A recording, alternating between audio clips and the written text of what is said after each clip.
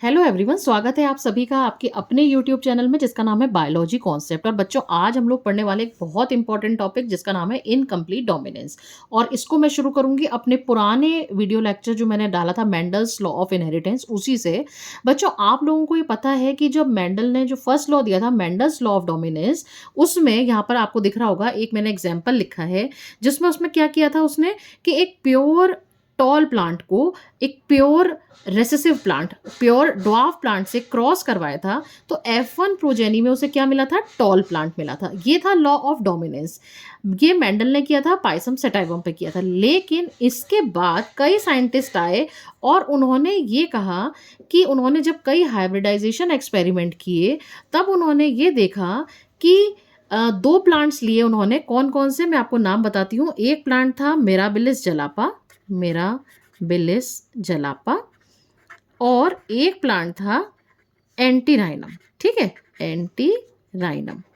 इन दो प्लांट्स पर एक्सपेरिमेंट किए तब उन्होंने ये देखा कि जब मिराबिलिस जलापा, जिसको हम क्या कहते हैं, 4 o'clock प्लांट, यहाँ पे आप मैं लिख रही हूँ 4 o'clock प्लांट, या इसको एक नाम और दिया जाता है गुल अब्बास, गुल अब्बास, ये दो नाम दिए जाते हैं मिराबिलिस जलापा को।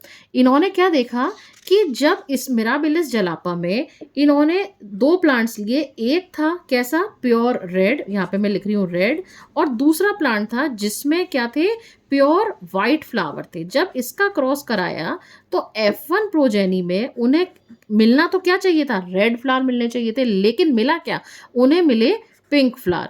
तो बड़ा ये इस बात पर आश्चर्य हुआ कि भाई ये कैसे हुआ कि जब मेंडल तो ये कह रहा था कि भाई F1 प्रोजेनी में डोमिनेंट कैरेक्टर अपीयर होगा, लेकिन यहाँ पर क्या हुआ, रेड ना आके क्या कलर, किस कलर के फ्लावर आ गए, पिंक कलर के फ्लावर आ गए। इस जनरेशन को F1 जनरेशन कहा गया।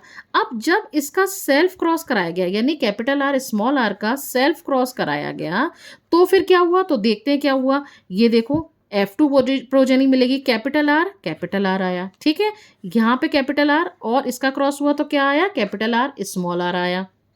जब यहाँ पे ये क्रॉस हुआ तो क्या हुआ, कैपिटल आर स्मॉल आर आया, और जब यहाँ पर क्रॉस हुआ तो ये क्या आया, स्मॉल आर आया। अब आप इसमें ये देखिए कि ये वाला जो कैपिटल आर है, ये तो कैसा फ्लावर आ गया, रेड फ्लावर। यहाँ जो स्मॉल आर है, यहाँ पे कैसा फ्लावर आ गया, वाइट फ्लावर आ गया। लेकिन ये वाले जो बीच के हैं दो, कौन से, capital R small R, capital R small R, यहाँ पर किस तरह के फ्लावर आए, यहाँ पर आए पिंक कलर के फ्लावर। तो अब यानी अगर हम लिखना चाहें जीनोटिपिक रेशो, तो जीनोटिपिक रेशो मैं यहाँ पे लिख रही हूँ, जीनोटिपिक रेशो क्या आया, 1:2:1। ठीक है, और अगर मैं फिनोटिपिक रेशो, जिसको मैं PR से रिप्रेजेंट कर रही हूं, तो क्या आया, एक रेड। फिनोटिपिक रेशो क्या होता है, एक्सटर्नल अपीयरेंस किस तरीके का है। तो एक रेड फ्लावर है तो हम क्या लिख देंगे, 1। फिर दो पिंक फ्लावर है तो हम क्या लिख देंगे, 2। और फिर एक व्हाइट फ्लावर है तो हम क्या लिख देंगे, 1। जीनोटिपिक रेशो कैसे लिखा हमने, जीनोटिपिक रेशो क्या होता है, उसका जेनेटिक मेकअप। तो जेनेटिक में कैपिटल आर एक है तो हमने लिख दिया 1, कैपिटल आर स्मॉल आर 2 है तो हमने लिख दिया 2, और स्मॉल आर कितने हैं, 1 है तो हमने लिख दिया 1। यानी यहाँ पे जीनोटिपिक और फिनोटिपिक रेशो सेम आया। यहाँ पर रेड फ्लावर ना आके F1 जनरेशन में क्या मिला, पिंक फ्लावर। यानी कि इसका मतलब क्या हुआ कि जो रेड कैरेक्टर है वो पूरी तरह से डोमिनेंट नहीं है, किस पे, वाइट पे। तो इसको हम कहेंगे इनकम्प्लीट डोमिनेंस। अब बात आती है कि आखिर इसका रीजन क्या है, ऐसा हुआ क्यों। तो बच्चों, इसका रीजन ये है, इसको एक एग्जाम्पल से समझाया गया, आपके NCERT में बहुत अच्छे तरीके से समझाया गया है। देखो कैसे, मान लीजिए कि कोई जीन है, ठीक है, उस जीन के, एक जीन के 2 एलील है, ठीक है, 2 एलील, एक एलील ये, दूसरा ये एलील, है ना। अब ये तो कैसा एलील है, एक एलील तो कैसा है, नॉर्मल एलील, हम उसको क्या लिख देंगे, नॉर्मल एलील, और जो दूसरा एलील है उसको हम लिखेंगे मॉडिफाइड एलील। ठीक, अब ये क्या हो रहा है यहाँ पे कि नॉर्मल एलील जो है ना, वो मान लीजिए कोई एक एंजाइम बनाता है, ठीक, और ये एंजाइम क्या करता है, सबस्ट्रेट में कुछ ट्रांसफॉर्मेशन कर देता है।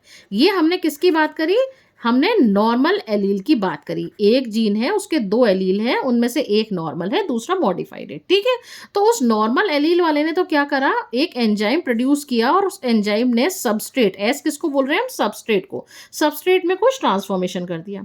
अब क्या हुआ, दूसरा एलील आया साहब। दूसरा एलील में क्या हुआ, मॉडिफाइड एलील है। तो ये क्या कर रहा है, ये इसके साथ 3 कंडीशन है।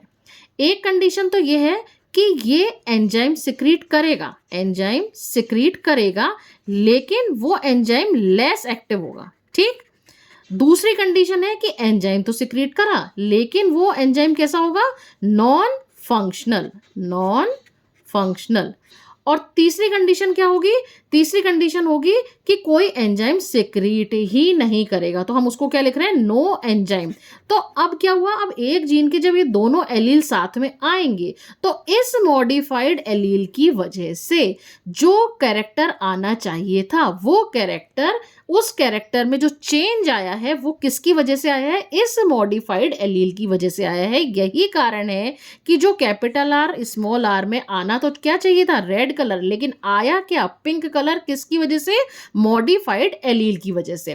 तो इनकम्प्लीट डोमिनेंस का मतलब क्या हुआ कि जिसमें जो डोमिनेंट जीन होगा, जो डोमिनेंट एलील होगा, वो रेसेसिव एलील पर पूरी तरह से डोमिनेंट ना होके इनकम्प्लीटली डोमिनेंट होगा। इसी को हम क्या कहते हैं, इनकम्प्लीट डोमिनेंस। और इसके लिए आपको याद रखने हैं 2 एग्जाम्पल खास तौर पे जो अक्सर एग्जाम्स में पूछे जाते हैं। एक तो एग्जाम्पल है मिराबिलिस जलापा, जिसको हम फोरोक्ला प्लांट या गुलब्बास भी कहते हैं, और दूसरा नाम है एंटीराइनम। आज के लिए इतना बहुत है। अगले वीडियो लेक्चर में मैं आपके लिए कुछ और नया सा टॉपिक लेकर आऊंगी। तब तक के लिए थैंक यू। अगर आपको वीडियो पसंद आया हो तो प्लीज इसको लाइक करिए, शेयर करिए और चैनल को सब्सक्राइब करिए। Thank you very much.